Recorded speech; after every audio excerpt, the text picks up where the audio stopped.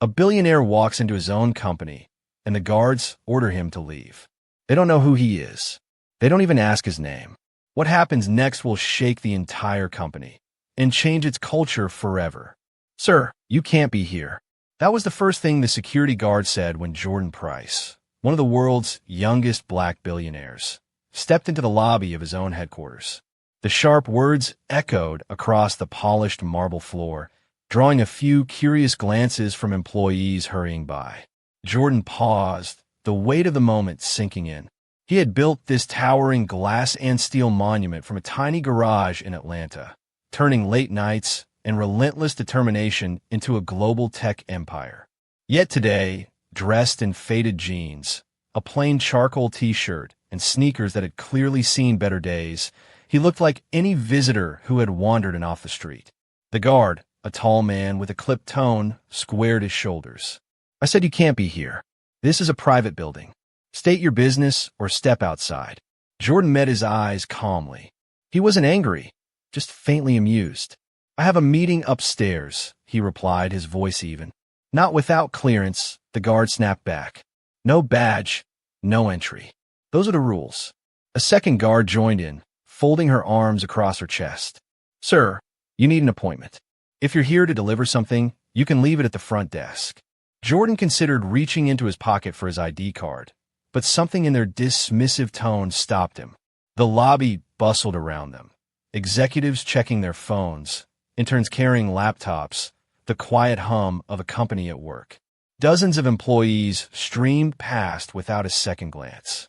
Not a single person recognized him, without his signature tailored suit or the small swarm of photographers that usually followed him during public appearances. Instead of explaining, Jordan gave a small, polite smile. "That's fine," he said softly. "I'll wait." The guards exchanged a skeptical glance. To them, he was just another outsider trying to slip through. They shifted their stance, keeping a watchful eye as he stepped aside to a sleek bench near the elevator bank. Jordan settled in, resting his elbows on his knees, and let the silence stretch. He noticed details he rarely had time to see. The faint scent of roasted coffee from the cafe upstairs, the distant hum of servers powering the company's global network, the quick rhythm of footsteps on polished tile.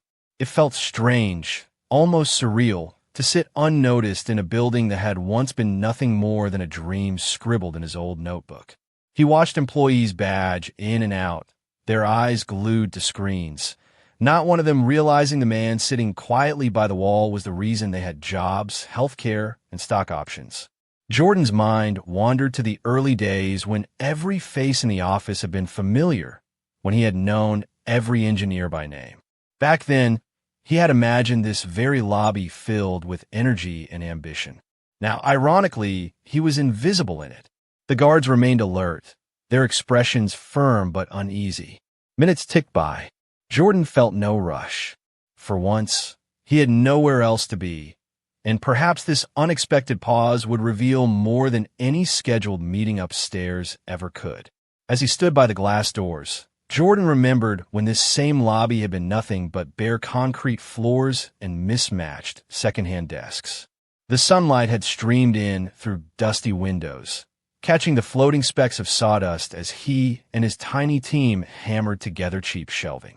Back then, there had been no gleaming marble, no living wall of greenery, no security guards with crisp uniforms. Just a handful of dreamers pulling double shifts, surviving on instant noodles, vending machine coffee, and a stubborn belief that their idea could change the world. 10 years earlier, Jordan had worked through countless nights until his fingers cramped around the keyboard. He'd slept on a worn couch in the corner, waking to the sound of delivery trucks outside. Investors had doubted him again and again. Too young, too ambitious, and though they never said it out loud, he could feel the weight of another judgment. Too black to be trusted with their millions. He still remembered the way some venture capitalists had looked past him in meetings, addressing his white co-founder instead, as if Jordan were only tagging along. Each rejection had sharpened his resolve. He had learned to pitch with quiet force, to build code that spoke louder than any resume, to let results silence the whispers. And eventually the results came. His platform began as a simple tool to help small neighborhood shops sell online. Within a few short years, it powered millions of independent businesses across the globe. Governments partnered with them. Major corporations signed contracts, and news outlets celebrated him as a self-made visionary. Yet standing here now, a billionaire founder in the very building his vision had raised from rubble, he felt the sting of invisibility.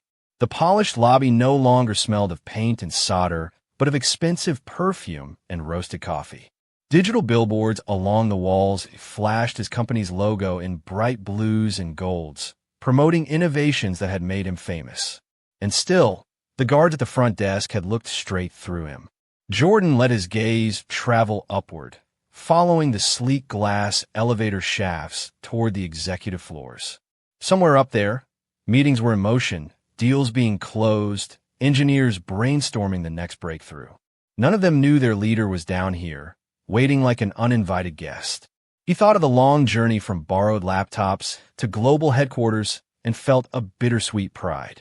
He had proven every skeptic wrong, but moments like this reminded him how quickly appearances could erase a person's story.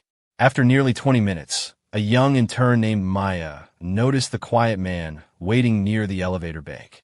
She had walked past him twice while carrying reports to different departments, and each time she felt an unusual pull. Something about his steady, unbothered posture stood out in a lobby full of hurried footsteps and clicking keyboards. Most visitors shifted impatiently, glancing at their watches or fidgeting with their phones. But this man simply sat with his hands folded, eyes calm and observant, as if the entire building moved around him at a slower rhythm. "Excuse me," she said at last, her voice soft but clear. "Can I help you with something?" Jordan looked up, a small grin breaking across his face. "I'm here to see the executive floor," he replied, his tone almost conversational. "Maybe you can tell them Jordan Price stopped by." Maya's eyebrows shot up. She nearly dropped the folder in her hands. "You're Mr. Price?" Before Jordan could answer, a sudden chime signaled the elevator's arrival. The door slid open and his chief operating officer, Daniel, rushed out, his face pale with urgency. He scanned the lobby until his eyes landed on Jordan. "Jordan, we were expecting you later." He turned sharply toward the guards, his voice cutting like a blade. "Do you know who this is? He owns this company." The two guards froze mid-breath. Their professional confidence drained away in an instant. One stammered an apology, words tumbling over each other. "Sir, well, we didn't realize." Jordan simply raised a hand, his expression gentle but firm. "It's all right," he said quietly. "No harm done. Let's head upstairs." Daniel exhaled, clearly relieved, but Jordan noticed the flicker of embarrassment in his COO's eyes. As they walked toward the elevator, Maya still looked stunned, clutching her folder to her chest. The guards stepped aside, their shoulders stiff with regret. Yet the incident lingered in Jordan's mind like an unanswered question. He wasn't angry. The guards had followed protocol. But something inside him stirred, a deeper concern about how easily people judge by appearance, how quickly assumptions harden into barriers. If this could happen to him, in the very headquarters he'd built from the ground up, what message was his company sending to the world? As the elevator doors closed behind them, Jordan resolved that this moment would not pass quietly. It wasn't about bruised pride. It was about the culture he wanted every employee and every visitor to feel from the instant they stepped inside.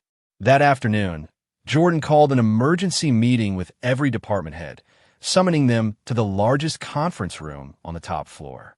Word spread quickly through the building. Something serious had happened.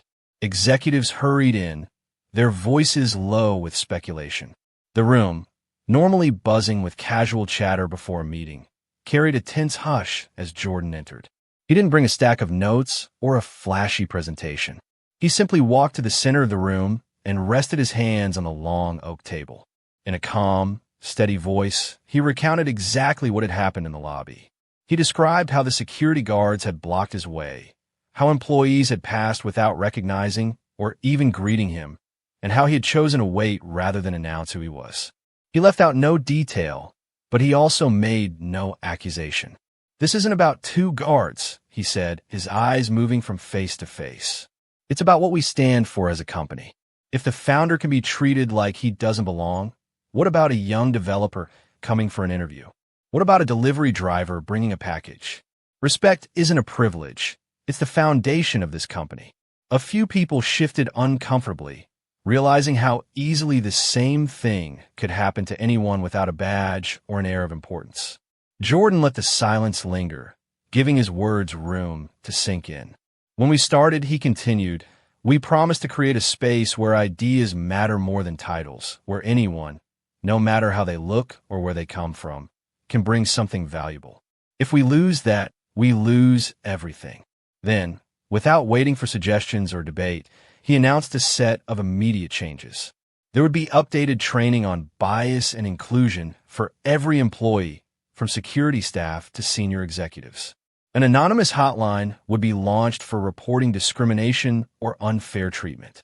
And once a month, the company would hold a walk-in day when any employee, from intern to senior engineer, could share ideas or concerns directly with leadership, no appointment required.